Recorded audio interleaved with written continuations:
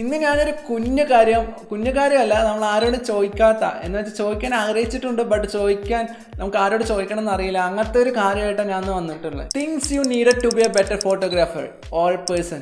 Of course ഒരു better person ആണെന്ന് വെച്ചാൽ ഒരു better film maker, photographer, videographer എന്ത് വെച്ചാൽ വേണേലാവാം. സോ ഇനി പറയാൻ പോകുന്ന കാര്യങ്ങൾ എൻ്റെ പേഴ്സണൽ എക്സ്പീരിയൻസിൽ നിന്നും എൻ്റെ പേഴ്സണൽ റിസർച്ചിൽ നിന്നും ഞാൻ കുറേ അവിടെ നിന്ന് പഠിച്ചിട്ടുള്ള കാര്യങ്ങളാണ്. സോ ഇത് നമ്മൾക്ക് ഭയങ്കര യൂസ്ഫുൾ ആണെന്ന് വിചാരിക്കുന്നു. May be, I don't know. അതിൽ ആദ്യം വരുന്നത് എന്താണെന്നറിയോ? B A positive talker.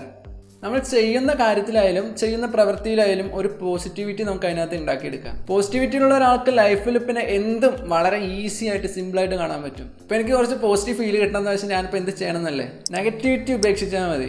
എന്ന് വെച്ചാൽ ദുരന്തം പറയാൻ അങ്ങോട്ട് നിർത്തിയാൽ മതി. ഒരു ലൈൻ ഉണ്ട്, girl it's beautiful, boy it's less shit.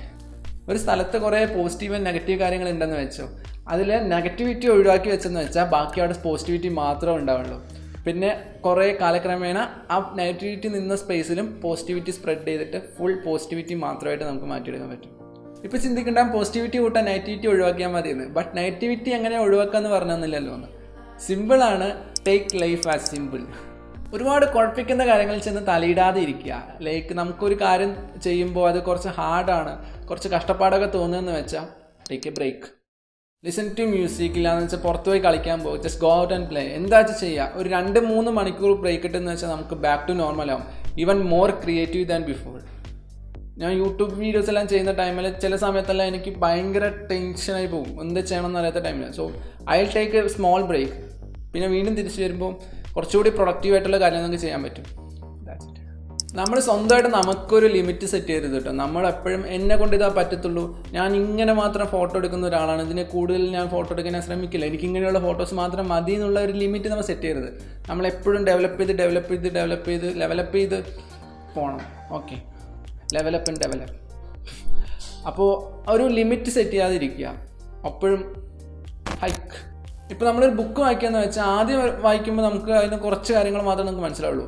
പിന്നെയും വായിച്ചിട്ട് ആ ബുക്കിനെ കുറിച്ച് റിസർച്ചും പലവിടെ നിന്ന് മനസ്സിലാക്കിയെന്ന് വെച്ചാൽ ആ ബുക്കിൽ എന്താ ഉള്ളതെന്ന് വെച്ചാൽ നമുക്ക് തറവായിട്ട് ഫുള്ളായിട്ട് മനസ്സിലാവും. പിന്നെ ആ ബുക്കിനെ കുറിച്ച് ചോദിച്ചാൽ നമുക്ക് ക്ലിയർ ആയിട്ട് പറഞ്ഞു കൊടുക്കാൻ പറ്റും. സോ അതുപോലെ തന്നെയാണ് ലൈഫിൽ നമ്മൾ എത്രത്തോളം എക്സ്പീരിയൻസ് ഉണ്ടെന്ന് വെച്ചാൽ അത്രത്തോളം നമ്മളെ ലൈഫിനെ കുറിച്ച് മനസ്സിലാക്കിയെടുക്കാൻ പറ്റും.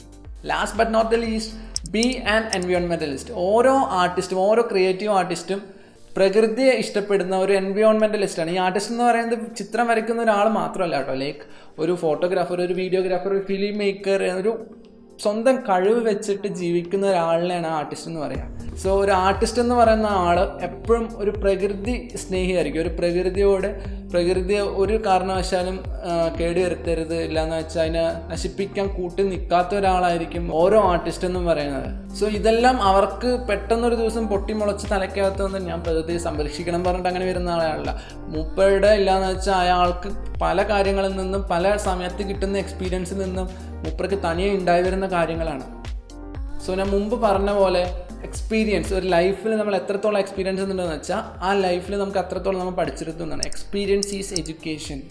And love nature and avoid plastic stove. Thank you so much ഇത്രയും നേരം ക്ഷമയോടെ കേട്ടിരുന്നതിന്. ഈ പറഞ്ഞ കാര്യങ്ങൾ നിങ്ങൾക്ക് ഉണ്ടെന്ന് വെച്ചാൽ congratulations, you are officially and mentally A photographer. പിന്നെ ഈ പറഞ്ഞ കാര്യങ്ങളെല്ലാം ഞാൻ SLR മൊബൈലോ ഫോട്ടോഗ്രാഫിയിൽ ബേസ് ചെയ്തിട്ട് ഞാൻ ഫോട്ടോ കൊണ്ട് എടുത്തിട്ട് കാണിച്ചെന്ന കാര്യങ്ങളല്ല, ചുമ്മാ അത് മെൻ്റലി നമുക്ക് മനസ്സിൽ തോന്നി വെക്കേണ്ട കാര്യങ്ങളാണ്. സോ ഒന്ന് മനസ്സിൽ വെക്കുക, എപ്പോഴാണ് എടുത്ത് പ്രയോഗിക്കുക എന്ന് വെച്ചാൽ എടുത്ത് പ്രയോഗിക്കുക. ഓക്കെ, അപ്പോൾ അത്രയേ ഉള്ളൂ ഇന്നത്തെ ഈ വീഡിയോയിൽ.